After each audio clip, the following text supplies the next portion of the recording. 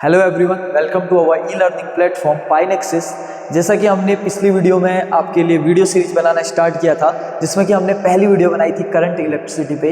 And thank you very much, जो भी आपका रिस्पांस आया, जो आपके बहुत अच्छे अच्छे प्यारे प्यारे से कमेंट आए, रियली यही चीज़ों के लिए हमको मोटिवेशन मिलता है कि आप लोगों के लिए और ज़्यादा मेहनत की जाए, आप लोगों के लिए और ज़्यादा एफर्ट डाली जाए। तो आज हम आपके लिए लेके आए हैं टॉपिक जिसका नाम है मैग्नेटिज्म। भाई मैग्नेटिज्म के बारे में मैं साफ सीधे बात बता दूँ, इस लेक्चर से बाहर कुछ नहीं आने वाला, क्योंकि मैग्नेटिज्म में न्यूमेरिकल नहीं आते और ये हमारे थ्योरी बेस पे चल रहा है। ठीक है, तो मैं गारंटी दे रहा हूँ कि इससे बाहर कुछ नहीं आ सकता। आप बस इस लेक्चर को देख लीजिए। ठीक है, आप डिस्क्रिप्शन में अपने व्हाट्सएप चैनल का लिंक है, ठीक है, वहाँ पर ज्वाइन हो जाइए। वहाँ पर से आप इसके हैंड रिटन नोट्स को फ्री ऑफ कॉस्ट डाउनलोड कर लीजिए और एक तरीके से आप एक मोबाइल में इसको देखते रहिए और साथ ही साथ में इसको मैच करते रहिए। कोई कॉपी नहीं खोलनी, कोई कुछ नहीं करना, बस समझना है चीज़। ठीक हो गया।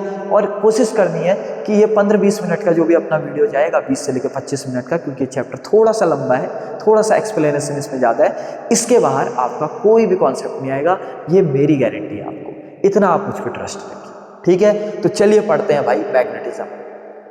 एक्चुअली ना, मैं इस चैप्टर का नाम मैग्नेटिज्म बोल रहा हूँ, बट रियल में इस चैप्टर का नाम मैग्नेटिज्म है ही नहीं। इस चैप्टर का नाम है magnetic effect due to current, बस। यानी कि करंट की वजह से क्या मैग्नेटिक इफेक्ट होता है या नहीं होता है, इसी को पढ़ना है इस चैप्टर में। तो इस चैप्टर का थीम क्या है भाई? Current carrying wire create a magnetic field around it. कैसे भाई? देखो, मान लो ये एक वायर है, ओके, ये एक वायर है, इसमें करंट जा रही है, तो ये अपने चारों ओर क्या करेगा पता है? एक मैग्नेटिक फील्ड क्रिएट करेगा। यानी कि अगर इसके चारों ओर आप कोई अगर मेटल का कोई कॉइल रखोगे ना, वो इसको अट्रैक्ट या रिपल करेगा। बस इतना ही है इस थीम के बारे में। यानी कि करंट भी मैग्नेटिज्म जनरेट कर सकती है, सोचो तो जरा। यानी कि करंट कैरिंग वायर एक चुंबक का काम करता है। आपने क्लास 6, 7, 8 में पढ़ा भी होगा एक एक्सपेरिमेंट, कि ये कील पकड़नी है, कील को वायर से लपेटना है और उसको प्लग में डाल देना है। थोड़ी देर बाद जब आप उसको निकालोगे तो उस कील में अपने आप ही मैग्नेटिक इफेक्ट आ जाएगा, वो यानी कि एक चुंबक बन जाएगा। ऐसा क्यों? क्योंकि जो करंट है उसके पास एक एबिलिटी होती है कि वो मैग्नेट भी बन सकता है। ठीक है, तो यानी कि इस चैप्टर का थीम है a current carrying wire creates a magnetic field around it, बस। ठीक हो गया। अब सुनिए भाई, ये मैग्नेटिक फील्ड बोल रहा हूँ मैं तब से। होता क्या है भाई ये मैग्नेटिक फील्ड? सोचिए तो जरा। मैग्नेटिक फील्ड क्या होगा? किसी भी मैग्नेट के अराउंड एक ऐसा स्पेस जिसमें अगर हम जाएंगे तो हमको मैग्नेटिक फोर्स लगेगा, नहीं जाएंगे तो नहीं लगेगा, बस बात खत्म हो गई। ठीक हो गया। जैसे फॉर एग्जाम्पल आपका स्कूल है, ठीक है, आपके स्कूल के अंदर कोई आता है तो आपके गार्ड पूछते होंगे ना, आपको कोई काम है क्या है, और स्कूल के बाहर कोई घूम रहा है तो भाई किसको, वॉचमैन को क्या मतलब? ठीक हो गया। तो वो आपका स्कूल का एक फील्ड हो गया कंप्लीट। ऐसे ही मैग्नेटिक फील्ड क्या होता है? पहली बात, the space around the magnet where other magnet can experience a force of attraction और रिपल्सन। यानी कि किसी भी मैग्नेट के चारों ओर एक ऐसी जगह जिसके अराउंड, ठीक है, दूसरा मैग्नेट फोर्स ऑफ अट्रैक्शन या रिपल्सन को क्या कर सकता है? फील कर सकता है। भाई इसका यूनिट दिखाते किसको है? इसको बी वेक्टर से। किससे दिखाते हैं इसको? B vector. ठीक हो गया, बी। और ये वेक्टर क्वांटिटी होती है, ये होता है वेक्टर क्वांटिटी। और यूनिट क्या होती है इसकी? टेस्ला। ठीक है, टेस्ला तो भाई फेमस है आजकल, टेस्ला यहीं से आई है। ठीक हो गया। अब इसको ना, मैग्नेटिक फील्ड को साइंटिस्ट लोग लाइन के माध्यम से दिखाते हैं। देखो मैंने बार मैग्नेट बनाया ना, ये लाइन नॉर्थ से जाती है और कहाँ को जाती है? साउथ को जाती है। तो मैग्नेटिक फील्ड क्या होता है भाई? मैग्नेट के अराउंड एक ऐसा स्पेस जिसमें कि हमको मैग्नेटिक फोर्स लग सकता है। मैग्नेटिक फील्ड को दिखाते किससे? बी से। क्वांटिटी क्या होती है? वेक्टर क्वांटिटी होती है। और किससे डिनोट किया जाता है, किससे रिप्रेजेंट किया जाता है इसको? लाइंस के द्वारा रिप्रेजेंट किया जाता है। अब इंपॉर्टेंट टॉपिक है properties of magnetic field line भाई। ठीक है, कि मैग्नेटिक फील्ड लाइन की क्या क्या प्रॉपर्टी है। देखो भाई, सबसे पहला अब आने वाला इंपॉर्टेंट, ध्यान से देखिएगा। Magnetic field line outside the magnet, ठीक है, कहां से कहां होगा? नॉर्थ से साउथ। याद रखिएगा, लोग रट लेते हैं खाली नॉर्थ से साउथ, आउटसाइड द मैग्नेट होता है नॉर्थ से south. Magnetic field line inside the magnet, ये MAG को या MG को मैं मैग्नेट बोलता हूँ, यहाँ पर शॉर्ट नोट्स हैं क्योंकि। इनसाइड द मैग्नेट क्या होगा? साउथ से नॉर्थ। खुद ही सोचो ना भाई, एक बार वो नॉर्थ से साउथ गई, फिर वो साउथ से दोबारा नॉर्थ आ गई। ठीक है, आउटसाइड द मैग्नेट नॉर्थ से south, inside the magnet south से नॉर्थ। तो यहाँ से हम समझे कि जो मैग्नेटिक फील्ड लाइंस होती है ना, ये क्लोज लूप बनाती है। देखो आई बात समझ, देखो कितना इजी था, magnetic field line close loop बनाती है। अगला इससे भी इंपॉर्टेंट, मैग्नेटिक फील्ड लाइन ना कभी भी इंटरसेक्ट नहीं करती भाई। क्यों नहीं करती होगी इंटरसेक्ट, बताओ तो। बाई चांस ये कर ले इंटरसेक्ट, लो ये, तो क्या होगा पता है, जो इनका पॉइंट ऑफ इंटरसेक्शन होगा ना, यहाँ पर दो डायरेक्शन हो जाएगी, और फिजिक्स में एक पॉइंट पे दो डायरेक्शन पॉसिबल नहीं होती है। ठीक है, तो देखो मैंने लिखा हुआ है, because at the point of intersection there will be two direction of B vector, यानी कि मैग्नेटिक फील्ड, पूरा लिख लेना, there will be two direction of magnetic field which is practically impossible, जो कि पॉसिबल ही नहीं है। इसीलिए मैग्नेटिक फील्ड लाइन कभी भी इंटरसेक्ट नहीं करती हैं। ठीक हो गया, चलिए बहुत बढ़िया। अब इसके बाद पढ़ना है आपको सबसे खौफनाक टॉपिक, बच्चे खौफ खाते हैं भाई इस टॉपिक से, और इतने अच्छे वे में लाए हो ना इस टॉपिक को, आप बोलेंगे भाई मजा आ गया लिटरली। ठीक है, चलिए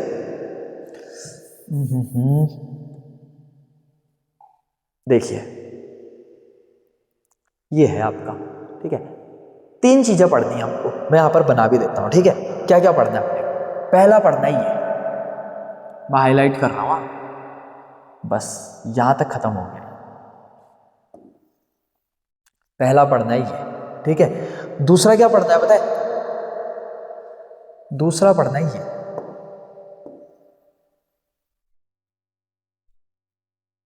ठीक है, इतना बोल दो, दूसरा पढ़ना ही है। और तीसरा क्या पढ़ना है पता है? तीसरा पढ़ना ही है बस।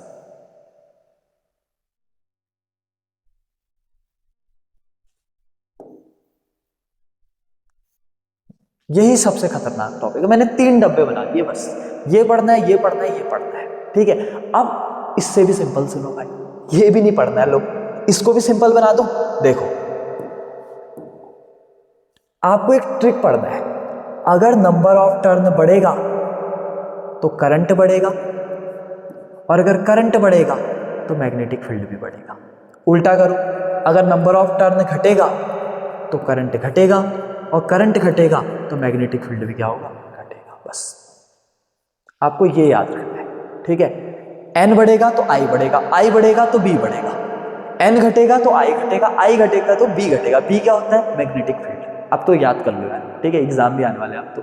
अब देखो सबसे पहले पढ़ना है हमको magnetic field due to straight line. भाई कैसे होता है सुनो, ये एक स्ट्रेट वायर है, कुछ नहीं करना है, देखो वायर को ऐसे पकड़ना है, और जिस डायरेक्शन में करंट जा रही होगी ना, उस डायरेक्शन में ऐसे थंब लगाना है अपना, ये ठीक हो गया, थंब लगाना है, और अपने फिंगर्स को स्क्रॉल करना है। तो जैसे आपके फिंगर्स स्क्रॉल होंगे ना, वो आपका मैग्नेटिक फील्ड का डायरेक्शन है बस।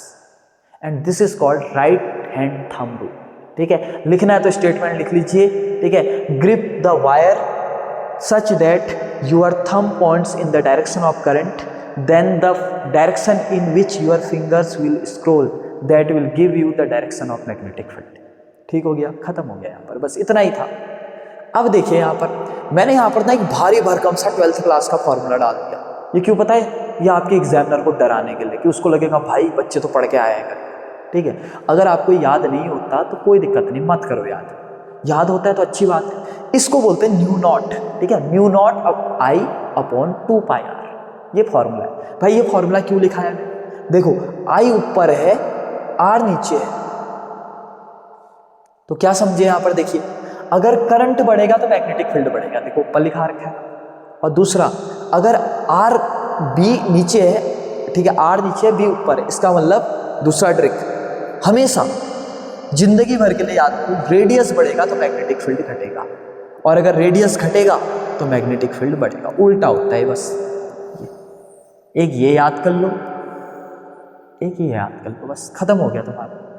इसीलिए लिखाया था। अब तुम्हें ये जो याद हो गया तो तब तो ये कोई दिक्कत ही वाली बात नहीं। ये मैंने खाली इसके लिए कि आप ऐसा लिख दोगे तो एग्जामिनर को लगेगा यार भाई पढ़ के आया है बंदा कुछ। ठीक है, यानी कि करंट बढ़ेगा तो मैग्नेटिक फील्ड बढ़ेगा।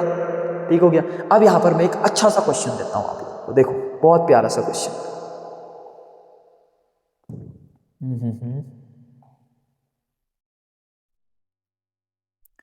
चलिए एक क्वेश्चन देता हूँ, देखो एक वायर है, दूसरा वायर है, एक वायर में 3 एम्पियर की करंट है, एक वायर में 10 एम्पियर की करंट है। वायर ए, वायर बी, बोला किस में ज़्यादा मैग्नेटिक फील्ड होगा, बताओ। ऑब्वियस सी बात है, किस में होगा, बी वायर में होगा। क्यों? क्योंकि उसमें ज़्यादा करंट बह रहा है। कौन सी टफ चीज आया समझ में? चलो दूसरा क्वेश्चन, ठीक है। एक वायर है, दूसरा तो आ सकता है भाई एग्जाम में। देखो एक वायर है, ये क्वेश्चन तुम हल्के में मत लेना भाई, NYQ है, आ सकते हैं इस साल ही। इस वायर में कोई भी करंट जा रही है, मान लो आई करंट जा रही है। 3 पॉइंट लिए मैंने, एक पॉइंट A, एक पॉइंट B, एक पॉइंट C। बोला कि सबसे ज्यादा मैग्नेटिक फील्ड कहाँ पे होगा, A में, B में, C में। ठीक है, कैसे करोगे भाई? देखो A को भी जोड़ दो वायर से, B को भी जोड़ दो वायर से, C को भी जोड़ दो वायर से। या R1 बोल दो, या R2 बोल दो, या R3 बोल दो। देखो जो सबसे दूर होगा, मैंने क्या बोला था कि अगर रेडियस बढ़ेगा तो मैग्नेटिक फील्ड क्या होगा, घटेगा। तो सबसे ज्यादा रेडियस किसका है, C का। तो सबसे कम किसका होगा, C का। C से ज्यादा किसका होगा, B का। और सबसे नजदीक कौन है, A। तो सबसे ज्यादा मैग्नेटिक फील्ड किसका होगा, A का। खत्म हो गया। यानी कि पॉइंट जितना नजदीक होगा वायर के, मैग्नेटिक फील्ड उतना क्या होगा, ज्यादा होगा। आ रही बात समझ? पक्की बात। इतना ही है भाई कॉन्सेप्ट। ये 2 कॉन्सेप्ट हैं, याद रखिएगा, आ सकता है एग्जाम। ठीक हो गया। चलिए बैक टू द स्लाइड। ये देखिए, तो हमने क्या बोला कि अगर करंट बढ़ेगा तो मैग्नेटिक फील्ड बढ़ेगा, और अगर रेडियस बढ़ेगा, ठीक हो गया, यानी कि डिस्टेंस बढ़ेगी वायर से, तो मैग्नेटिक फील्ड क्या होगी, कम। मैग्नेटिक फील्ड किस नेचर की दिख रही है तुम्हें बताओ तो? किस नेचर की दिख रही है? सर्कुलर नेचर की होती है। कैसे नेचर की होती है? Circular nature. देखो सर्कुलर नेचर किससे निकाला जाता है? Right hand thumb. कैसे? कि फिंगर्स आपके थंब के डायरेक्शन को ऐसे ले चलो, जो फिंगर्स का डायरेक्शन होगा वो आपके करंट को दिखाएगा। आई बात समझ? अब सुनिए, अगर करंट ऊपर को होगा ना, हमेशा एंटी क्लॉकवाइज होगा आपका मैग्नेटिक फील्ड, याद रखिएगा। एंटी क्लॉकवाइज मतलब घड़ी के अपोजिट। और जब करंट नीचे को होगा ना, हमेशा कैसा होगा, क्लॉकवाइज होगा। ये भी ट्रिक याद कर सकते हो आप कि करंट ऊपर को है कि नीचे को है, उस अकॉर्डिंग आप यहाँ पर डायरेक्शन लिख लीजिएगा मैग्नेटिक फील्ड का। खत्म हो गया ये टॉपिक, बस इतना ही था। तो कोई डरने वाली बात तो नहीं थी, मैंने तो क्वेश्चन भी पढ़ा दिया। अब दूसरा टॉपिक देखो, ये इससे भी फालतू टॉपिक है, जो कि है क्या, magnetic field at the centre of circular loop. यानी कि एक लूप होगा, ये लूप बोले तो ये, इसके सेंटर पे मैग्नेटिक फील्ड क्या होगा। मैंने 12th क्लास का भारी भरकम फॉर्मूला बता दिया, B = μ0 Ni/2R। बात तो एक ही है। देखो ऊपर क्या क्या है भाई, N, और क्या है, I, और नीचे कौन है, R। यानी कि N और I ऊपर है, इसका मतलब क्या है भाई, N और I ऊपर है, इसका मतलब क्या है कि अगर N बढ़ेगा तो I भी बढ़ेगा, और I बढ़ेगा तो B भी बढ़ेगा। आ रही बात समझ? और R का मतलब क्या है, यानी कि ये जितना ज़्यादा इसका रेडियस होगा, ठीक है, मैग्नेटिक फील्ड उतना क्या होगा, कम होगा। ठीक हो गया। तो किस किस के, B किसके डायरेक्टली प्रोपोर्शनल है, I के, B किसके डायरेक्टली प्रोपोर्शनल है, N के, और B किसके इनवर्सली प्रोपोर्शनल है, R के। लिखा भी हुआ है देखो, N बढ़ेगा तो I बढ़ेगा, I बढ़ेगा तो B बढ़ेगा। आप बोलोगे भाई N बढ़ेगा तो I बढ़ेगा, I बढ़ेगा तो B बढ़ेगा, ऐसा क्यों हो रहा है बताओ? सोचो, N बढ़ेगा, N बोले तो नंबर ऑफ टर्न। एक टर्न में मान लो 2 एम्पियर की करंट है, तो 2 टर्न में कितनी हो जाएगी, 4 एम्पियर। 3 टर्न में कितने की हो जाएगी, 6 एम्पियर। देखो ना, जैसे जैसे टर्न बढ़ेंगे, हर टर्न के साथ करंट भी तो बढ़ते रहेगी। लिखो, लिखा हुआ है which each number of turn current add up, current क्या होते रहेगी, ऐड होते रहेगी। अभी बहुत खतरनाक सा क्वेश्चन दे दूंगा, इसमें मजे आ जाएंगे तुम्हें। ठीक है, देखो इतना तगड़ा क्वेश्चन होगा ना। यहां देखिए, अपने पास 2 वायर है, एक वायर का नाम है A वायर का नाम है B। ठीक हो गया। एक वायर में 7 टर्न है और 2 एम्पियर की करंट है। ठीक हो गया। एक वायर में 2 टर्न है और 8 एम्पियर की करंट है। ठीक है, आप बोलोगे किसमें मैग्नेटिक फील्ड ज्यादा होगा बताओ? ठीक है, तुम बोलोगे यार टर्न के हिसाब से देखें तो A में होगा, करंट के हिसाब से देखें तो B में होगा। कितना सॉलिड क्वेश्चन है। ठीक है, बट लॉजिक देखो, अगर देखो 60 टर्न है और 2 एम्पियर की करंट है एक टर्न में, तो 60 टर्न में कितने की होगी बताओ तो? 14 एम्पियर की नेट करंट जाएगी इसमें। देखो ना, एक टर्न पे 2 एम्पियर की करंट है। ठीक है, तो 7 टर्न होंगे तो 14 एम्पियर। ऐसे ही 2 टर्न है और एक टर्न पे 8 एम्पियर की करंट है, तो कितना हो जाएगा, 16 एम्पियर। अब बताओ भाई किस में करंट ज्यादा है? इसमें ज़्यादा है भाई, इसमें ज़्यादा है, तो बी में मैग्नेटिक फील्ड ज़्यादा होगा किसके मुकाबले, ए के मुकाबले। इतना सॉलिड क्वेश्चन बताया ना मैंने अभी आपको, जिस बच्चे ने समझा होगा ना वो बोलेगा भाई मजे आ गए, समझ गया मैं टॉपिक, ठीक है। यानी कि नंबर ऑफ टर्न उतना इंपॉर्टेंट नहीं है, करंट है, क्योंकि नंबर ऑफ टर्न क्या बढ़ाता है पता है, आफ्टर ऑल करंट ही बढ़ाता है, ठीक हो गया। तो नंबर ऑफ टर्न बढ़ेगा तो करंट भी बढ़ेगा हर टर्न में, और अगर करंट बढ़ता है तो क्या बढ़ता है अपना, मैग्नेटिक फील्ड बढ़ता है। आई बात समझ में।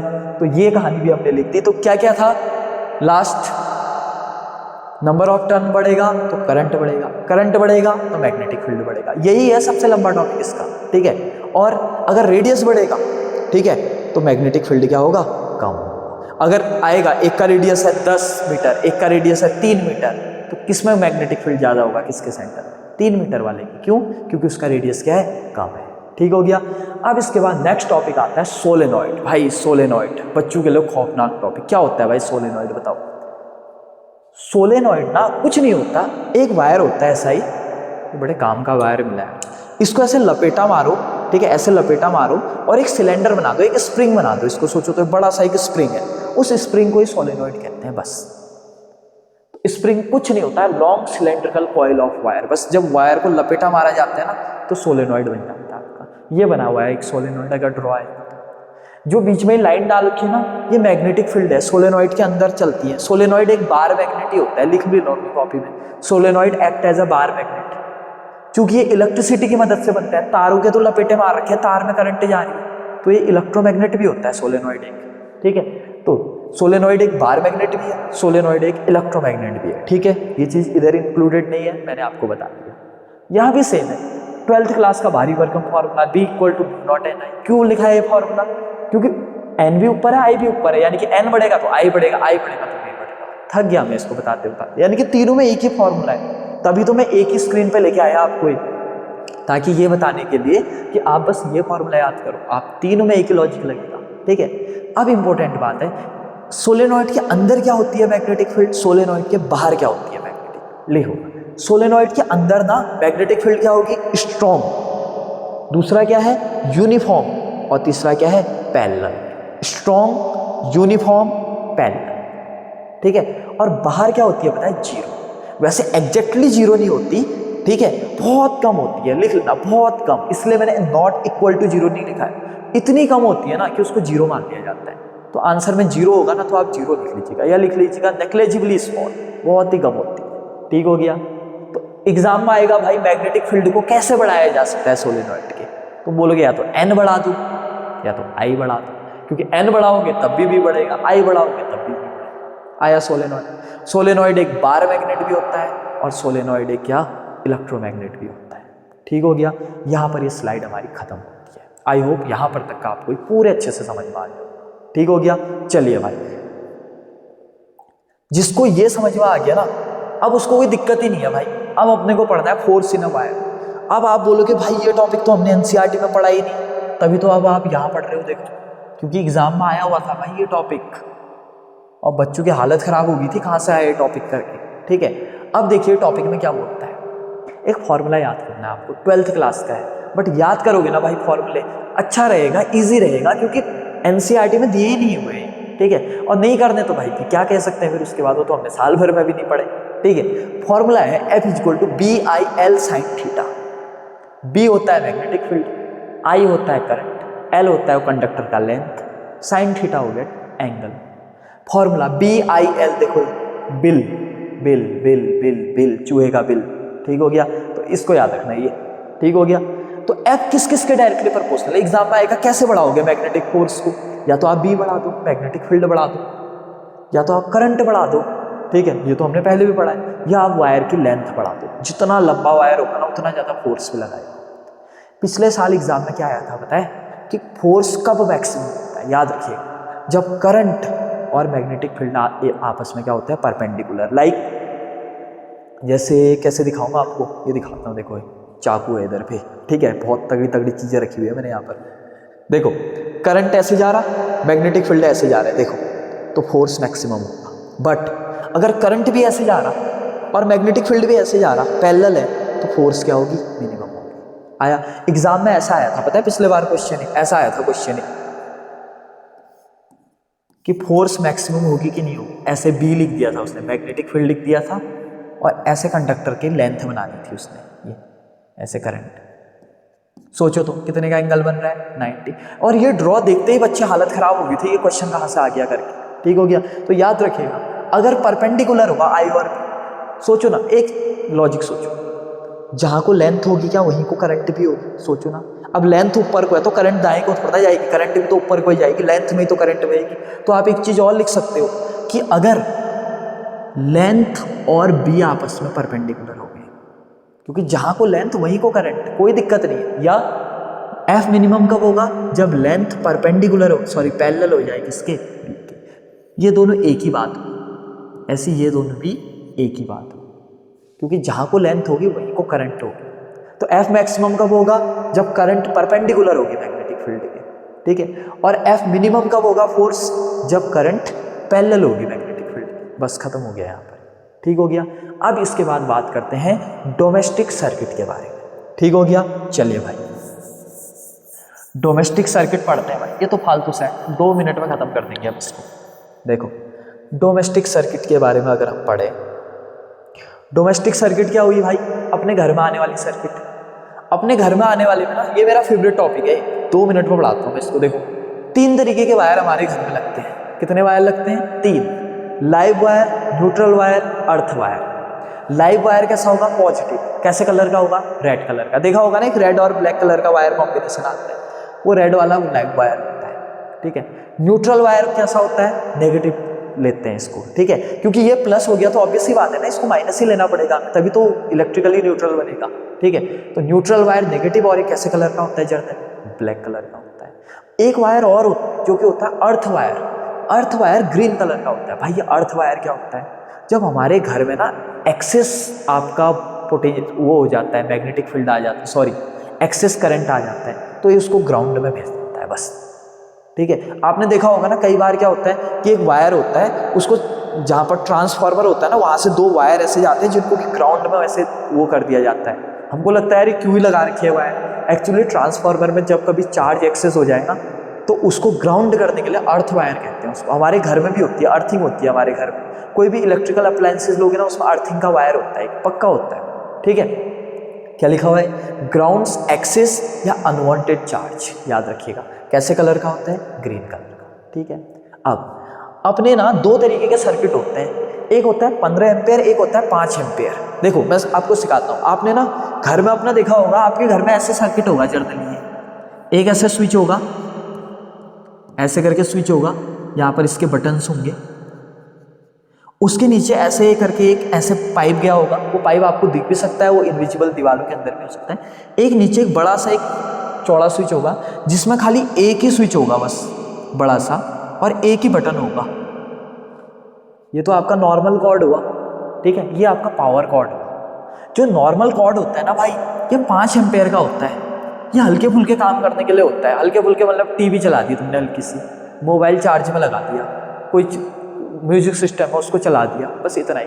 बट अगर आपको गीजर चलाना है, आपको हीटर चलाना है, तो आपको क्या लेना पड़ेगा भाई, पावर कॉर्ड। ठीक है, आप इसमें कर सकते हो, बट इसमें ओवरलोडिंग हो सकती है भाई, बाद में शॉर्ट सर्किट हो सकता है। ठीक है, रिस्क हो सकता है, इसीलिए इसको लेते हैं। ये कितने एम्पेयर का होता है भाई, 15 एम्पेयर का। तो इंडिया में 2 तरीके के सर्किट होते हैं, एक होता है 15 एम्पेयर का हैवी अप्लायंसेस के लिए, गीजर हो गया, हीटर हो गया, मिक्सर हो गया, इसके लिए। एक होता है 5 एम्पेयर का, लाइट, फोन चार्ज करता है, लैपटॉप चार्ज करता है। ठीक हो गया, इस चीज के लिए क्या होता है, 5 एम्पेयर वाला होता है। अब इसके बाद इंडिया में स्टैंडर्ड वोल्टेज कितनी होती है पता है, 220 वोल्ट। याद रखिएगा, जीके का क्वेश्चन है, स्टैंडर्ड वोल्टेज कितनी है, 220 वोल्ट। ठीक हो गया, चलिए। अब जो ना 2 तरीके की आपकी वोल्टेज होती है भाई, एक होती है एसी, एक होती है डीसी। ठीक है, AC current, DC current, AC voltage, DC voltage. पढ़ लेते हैं क्या क्या डिफरेंस है। देखो सबसे पहली बात, आपको इन दोनों का फिगर दिख रहा है अलग अलग टाइप का, आखिर ये ऐसा क्यों बना रखा है भाई, इसको देखो तो जरा, देखो यहां पर अगर हम बात करें ये, ठीक है, ये एसी करंट को देखो तो ऐसे सांप जैसे ऐसे ऐसे जा रहे हैं ना, ये टाइम के साथ अपनी डायरेक्शन को चेंज करता है पीरियोडिकली, पहले ऊपर फिर नीचे, फिर ऊपर फिर नीचे। 9th क्लास में जैसा वेव पढ़ा था ना, सेम टू सेम, बस सेम होता है। ये देखो एक ग्राफ बना दिया हमने, आगे को टाइम ऊपर को करंट, ताकि इंप्रेशन अच्छा पड़े, ऐसे करके बना दिया। ये डायरेक्शन चेंजेस पीरियोडिकली, ठीक है, ऐसे ही करके डायरेक्शन चेंज होता है। दूसरी बात, एसी करंट आपकी स्ट्रॉन्ग करंट होती है भाई। हमारे घर में ना एसी करंट आती है, याद रखिएगा, क्योंकि 9th में पढ़ा था जो ऐसे ऐसे होता है वेव, उसकी फ्रीक्वेंसी होती है। तो एसी करंट की इंडिया में फ्रीक्वेंसी कितनी है बताएं? 50 हर्ट्ज। इंडिया में वोल्टेज कितना था? 220 वोल्ट। फ्रीक्वेंसी कितनी है? 50 हर्ट्ज। एसी करंट को ना लॉन्ग ट्रांसमिशन के लिए यूज करते हैं। देखो जैसे अपने उत्तराखंड में टिहरी डैम है, और टिहरी डैम से जो बिजली बनती है वो कहाँ जाती है पता है? वो आपके अरुणाचल प्रदेश में जाती है, वो आपके नागालैंड में जाती है। क्यों? क्योंकि भाई वो एसी करंट है, उसको लॉन्ग ट्रांसमिशन लिया जा सकता है। ठीक हो गया। चलिए अगला, एसी करंट अपने को कहाँ से मिलती है बताएं? सप्लाई लाइन से मिलती है, यानी कि पोल से मिलती है। जाता है ना, बिजली का तार जाता है, वहीं से तो लेते हैं हम एसी करंट अपने घर। ठीक हो गया। ये रहा। डीसी की बात करते हैं, ये कांस्टेंट रहता है, ये टाइम के साथ चेंज नहीं होता, ऐसे चलता रहेगा बस। This is called DC current. इसकी डायरेक्शन क्या होगी? कांस्टेंट। ये वीक होगा भाई, चूंकि ये वेव नहीं है तो इसकी कोई फ्रीक्वेंसी नहीं होगी। तो फ्रीक्वेंसी कितनी होगी? 0 हर्ट्ज, कोई फ्रीक्वेंसी नहीं। देखो सब कुछ कोरिलेटेड है। अगला, ये शॉर्ट ट्रांसमिशन के लिए यूज करते हैं। आया, ऐसा नहीं कि हमने उत्तराखंड में बिजली बनाई, हमने बोला कि हम हिमाचल प्रदेश में भेज देंगे, नहीं। इसको बस ये है कि आपने इस घर में बिजली बनाई, बगल वाले को दे दो, यही बहुत बड़ी बात है। ठीक है, शॉर्ट ट्रांसमिशन के लिए यूज करते हैं। और जर्नली ये कहाँ से मिलती है बताएं? बैटरी से। ठीक हो गया। जो अपने मोबाइल की बैटरी होती है ना, उसमें क्या लगा होता है? हमेशा आपका डीसी करंट देता है मोबाइल को। ठीक है, तो इसलिए जो चार्जर का अडेप्टर होता है ना, वो क्या करता है बताएं? एसी करंट को डीसी में चेंज करता है। क्यों? क्योंकि बैटरी को डीसी चाहिए और घर में आ रही एसी, तो अडेप्टर वही काम करता है वहाँ पर। ठीक है, क्या एसी और डीसी के बीच में हमने डिफरेंसेस देख लिए? बहुत बढ़िया। अब इसके बाद देखिए, ये भी हमने पढ़ लिया। अब इसके बाद एक वायरिंग पूछ सकते हैं। मैंने को लगा कि ये भाई इस बार का NYQ हो सकता है, इसलिए मैंने इसको लिख लिया। देखो वायरिंग का सीक्वेंस क्या होता है भाई? ये एग्जाम में ये आएगा, वो खुद डब्बे बना के देगा। ये इसके आगे मेंस लिख देगा, इसके आगे A लिख देगा, इसके आगे B लिख देगा, इसके आगे C लिख देगा, और इसके आगे वायरिंग लिख देगा घर की। बोलेगा ABC को फाइंड करो। सबसे पहले मेंस में जाती है, यानी कि मेन पोल में होगा। पोल से कहाँ पे आएगा? मीटर में। ठीक है, घर के मीटर में, कि भाई बिल कितना है ये भी तो पता लगना चाहिए। फिर मीटर से फ्यूज में जाएगा, अभी बताऊंगा फ्यूज क्या होता है। फ्यूज से जाएगा मेन स्विच में। घर का मेन स्विच होता है ना, जब आपका इलेक्ट्रिशियन आता है तो उसको कोई छोटा मोटा अगर सही करना है या कोई कनेक्शन लेना है, तो ऐसा थोड़ा ना करेगा कि हाइडल में जाएगा और कहेगा कि बिजली बंद कर दो। भाई बहुत लोग चल रहे हैं बिजली से, बहुतों का काम रुक जाएगा। वो आपके घर का मेन स्विच ऑफ कर देगा बस। और मेन स्विच के बाद क्या होती है? घर की वायरिंग होती है फिर उसके बाद। ठीक हो गया। एक बात और, घर में जो वायरिंग होती है ना, वो भाई पैरेलल वायरिंग होती है। क्यों बताओ तो? सीरीज क्यों नहीं होती है? सोचो, अगर सीरीज होगी ना, सीरीज में करंट सेम होता है। अगर एक कमरे की लाइट खराब होगी ना, करंट रुक जाएगी वहीं से। बट पैरेलल में ऐसा नहीं होता है। पैरेलल में अगर एक कमरे की लाइट खराब हुई भी, बाकी कमरों की चलते रहेगी। तो हमारे घर में, ऑफिसेज में, होटल में हमेशा कौन सी वायरिंग की जाती है? पैरेलल वायरिंग की जाती है। याद रखिएगा, ये क्वेश्चन बन सकता है। ठीक हो गया। NYQ बता दिया मैंने आपको, वायरिंग आ गया अपने आप को। ठीक है, अब देखिए भाई, वायरिंग के बाद इसमें अपने को क्या पढ़ा था? मेन स्विच पढ़ा दिया। अब देखो फ्यूज क्या होता है। मैंने बोला था फ्यूज बताऊंगा आपको। फ्यूज क्या होता है? सुनो, ये अपने घर की वायरिंग नहीं है जिसमें मैंने मार्कर पकड़ा हुआ, ये आपका मेन से आ रहा है। देखो यहाँ पर एक फ्यूज होगा। अब मान लो यहाँ से एक्सेस करंट आ गया, ज़्यादा करंट आ गया, तो भाई ये तो हमारा पूरा वायरिंग खराब हो सकता है ना। तो फ्यूज बीच में क्या करेगा पता है? एक छोटा सा ऐसा वायर होता है, जैसे ही ज़्यादा करंट आती है पहले यही मेल्ट हो जाता है, यही गल जाता है पहले। अब जैसे ही मेल्ट हो गया भाई, बीच में गैप आ गया, अब चाहे घर की वायरिंग तो बच गई ना। अब हमें 50 रुपये का फ्यूज लाएंगे, दोबारा लगा देंगे, वरना भाई घर की लाखों की वायरिंग हफ्ते को दोबारा करनी पड़ जाती। तो देखो कितने काम की चीज़ है फ्यूज, कि खुद मेल्ट होकर अपने पूरे सर्किट को बचा देता है। देखो, melt on overloading and breaks the circuit, prevent wiring from short circuiting. यानी कि घर में ना शॉर्ट सर्किट होने से बचाता है। बहुत काम की चीज़ होती है फ्यूज। आजकल तो कोई भी इलेक्ट्रिकल अप्लायंसेज लो ना, सब में फ्यूज आते हैं, सब में। ठीक हो गया। क्यों? क्योंकि भाई हो सकता है कि कभी करंट ज़्यादा हो जाए तो फ्यूज खराब हो जाएगा। तुम एक ले आओ तो 20-30 रुपये का फ्यूज लगा लो उसको दोबारा से। आया समझ में? चलिए, अब भाई मैंने बोला प्रिवेंट फ्रॉम शॉर्ट सर्किट। तुम बोलोगे शॉर्ट सर्किट क्या होता है भाई? तुमने सुना होगा ना, शॉर्ट सर्किट हो गया करके। कैसे कैसे हो सकता है बताओ? पहला, जब लाइव वायर और न्यूट्रल वायर चिपक गया आपस में तो शॉर्ट सर्किट। कभी देखा होगा ना, आपके गाँव में हो जाता होगा शॉर्ट सर्किट, जब दो वायर चिपक जाते हैं। दूसरा, जब करंट ड्रास्टिकली बढ़ जाए कभी, तो इसको भी शॉर्ट सर्किटिंग कहते हैं, ठीक है। और तीसरा, जब एक ही अप्लायंसेस पे ना, ठीक है, जो मैंने बनाया इस पर तुम हीटर भी लगा दो, गीज़र भी लगा दो, मिक्सर भी लगा दो, तो शॉर्ट सर्किटिंग हो सकती है। तो आपने कई बार देखा होगा ना, घर में, होटल में शॉर्ट सर्किटिंग होगी। क्यों? क्योंकि एक ही वायर में पता नहीं होता, उनको बहुत सारे अप्लायंसेस लगा देते हैं, तो शॉर्ट सर्किट हो जाता है। क्या है, इतना समझ लो। आई होप इतना आपको समझ में आ गया होगा। अब एक लास्ट टॉपिक बचा है हमारा, जिसका नाम है फ्लेमिंग का लेफ्ट हैंड रूल, जो कि आपको जस्ट खाली बताना है आपको। देखो ये, क्योंकि ऊपर का छूटा था ना अपना, ये वाला लास्ट टॉपिक है बस। लेफ्ट हैंड को पकड़ो और ऐसे लगाओ, ठीक हो गया, ऐसे खिसकाओ ऐसे, ओके। चलिए, इसमें जो 4 फिंगर होगा ना अपना, ये वाला 4 फिंगर दिखाएगा आपको, किसको, कहाँ गया 4 फिंगर, किसको दिखाएगा, मैग्नेटिक फील्ड को। किसको दिखाएगा, मैग्नेटिक फील्ड। सेंट्रल फिंगर किसको दिखाएगा भाई, करंट को। और जो थंब होगा ये किसको दिखाएगा, फोर्स को। ठीक हो गया। यानी कि करंट, मैग्नेटिक फील्ड और फोर्स एक दूसरे के हमेशा क्या होते हैं, पैरेलल होते हैं। लेफ्ट हैंड से, राइट हैंड से नहीं करेंगे बस। कभी दिया होगा भाई करंट यहाँ को है, फोर्स यहाँ को है, कहाँ को होगा, मैं डिस्क्रिप्शन में एक वीडियो लाऊंगा जिसपे कि मैं पूरा आपको कॉन्सेप्ट पढ़ाऊंगा। बाकी आप कर सकते हैं, ऐसा कोई दिक्कत वाली बात नहीं है। करंट ऊपर को जा रहा है, ठीक है, बाई चांस मान लीजिए करंट ऊपर को जा रहा है और आपका ये राइट को जा रहा है, ठीक है, करंट आपका कहाँ को जा रहा है, ऊपर को जा रहा है, तो क्या करोगे, सेंट्रल फिंगर को ऊपर को करोगे, और ये राइट को जा रहा है तो फोर्स आपके यहाँ को है। ठीक हो गया। तो देखिए एक चीज, फोर्स बाहर को आने को किससे दिखाते हैं पता है,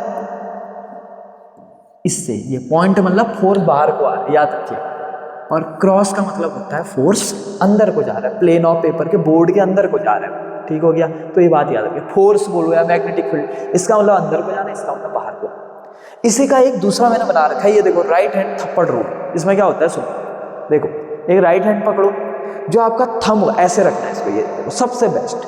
थंब आपके किसको दिखाएगा, करंट, ठीक है। ये फिंगर्स किसको दिखाएंगे, मैग्नेटिक फील्ड को। जहां को थप्पड़ पड़ेगा ना वहीं को फोर्स हो। जैसे फॉर एग्जांपल आपका करंट है इधर को, ठीक हो गया, मैग्नेटिक फील्ड है ऊपर को, फोर्स कहाँ को लगेगा, आए। मान लो करंट है यहाँ को, ठीक है, और मैग्नेटिक फील्ड है यहाँ को, तो फोर्स कहाँ को लगेगा, ये सबसे बेस्ट है। वरना इसमें क्या होता है पता है, इसमें टेढ़ा मेढ़ा ऐसे करके हो जाता है, आपको पता ही नहीं लगेगा आप क्या कर रहे हो। कोई तो ऐसा होता है वो ऐसे करके टेढ़ा हो जाता है उसमें, ठीक है। तो इससे बेटर है, सबसे बेटर ये वाला है, ठीक है। जैसे फॉर एग्जांपल ऐसे करके दे दिया कि आपका करंट यहाँ को है, मैग्नेटिक फील्ड यहाँ का, फोर्स कहाँ को लगेगा, यहाँ को लगेगा। आया समझ में। तो राइट हैंड थप्पड़ rule is the best rule. ठीक हो गया। बाकी जब न्यूमेरिकल्स वगैरह कुछ कराएंगे तो वहाँ पर आपको बता देंगे। जो आपकी वीडियो आएगी ना जिसमें मैं कुछ इंपॉर्टेंट क्वेश्चंस बताऊंगा, ऑब्वियस सी बात है एक क्वेश्चन तो इसका लाऊंगा। ठीक हो गया। आई होप यहाँ तक आपको समझ में आ गया होगा। अराउंड आधे घंटे की हमारी ये वीडियो बन गई है, बट हाँ ये चैप्टर थोड़ा सा एक्सप्लेनेटरी था, थोड़ा सा लेंदी था, बट अच्छी बात ये है कि इस चैप्टर को पढ़ाने में अपने को एक महीना लग जाता है, हमने आधे घंटे में ख़त्म कर दिया। और आई होप यहाँ तक आपको एक चैप्टर समझ में आ गया होगा और अब आपके पास कोई भी डाउट नहीं होगा इस चैप्टर के रिगार्डिंग। और अगर आपको ये चैप्टर समझ में आया तो कमेंट में हमको एक प्यारा सा कमेंट दे दीजिए और हमको एक थम्स अप दे दीजिएगा, ताकि आपके यही कमेंट, यही अप्रिसिएशन हमको मोटिवेट करते हैं कि रात भर उठ के हम आपके लिए वीडियो बनाएं। अभी रात के 2:30 बजे हुए हैं और मैं आपके लिए यहाँ पर अभी एक वीडियो बना रहा हूँ। ठीक है, तो इसी बात के लिए एक अच्छा सा कमेंट कर दीजिएगा। और हाँ, जिन भी दोस्तों के साथ, ठीक है, आप पढ़ते हैं, आप पढ़ाई करते हैं, आप प्रिपरेशन कर रहे हैं और जो भी पैनिक में है उनके साथ ज़रूर शेयर कीजिएगा, क्योंकि जितना ज़्यादा आप वीडियोस को शेयर करेंगे हमें तो हेल्प होगी, साथ में उन दोस्तों की भी आपकी हेल्प होगी जो कहीं ना कहीं स्ट्रगल कर रहे हैं। ठीक है, कंटेंट तो बहुत सारा है, बट आपके IQ को लेते हुए, आपके नीड को समझते हुए मैंने ये वीडियो बनाई। ठीक हो गया। ये वीडियो कोई करोड़ों बच्चों के लिए नहीं है, लाखों बच्चों के लिए नहीं है, बस एक लिमिटेड बच्चों के लिए है जो कि समझते हैं, जो कि एक अलग मेंटेलिटी से सोचते हैं, जो कि जिनका कहीं ना कहीं उतना अच्छा फोकस नहीं हो रखा है, जिनका कहीं ना कहीं सिलेबस छूट रखा है, उनके लिए मैंने वीडियो बनाई है। और ये 2 स्लाइड में हमने हर एक कॉन्सेप्ट को यहाँ पर इन्वॉल्व किया हुआ है। ठीक है, बाकी इसका हैंड रिटन नोट्स आपको व्हाट्सएप चैनल पे मिल जाएंगे। चलिए मिलते हैं अगली वीडियो में। अगला वीडियो हम बनाएंगे ह्यूमन आई पे, बहुत तगड़ा वीडियो होने वाला है, बहुत अच्छा वीडियो होने वाला है। मिलते हैं अगली वीडियो में। थैंक यू वेरी मच और अपनी पढ़ाई करते रहिएगा। ठीक हो गया। और आपके एग्जाम्स के लिए आप सभी को best of luck. Thank you very much.